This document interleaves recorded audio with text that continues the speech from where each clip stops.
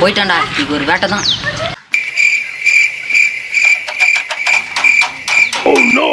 தம்பி, இவ்வளோ நேரம் நீ என்ன பண்ணியிருந்தேன்னு பார்த்துட்டேன். மாட்டினவா அண்ணா ப்ளீஸ்ண்ணா, காசு கொடுத்தாருண்ணா உங்களுக்கு. தானா காசுண்ணா. சரி கொடு.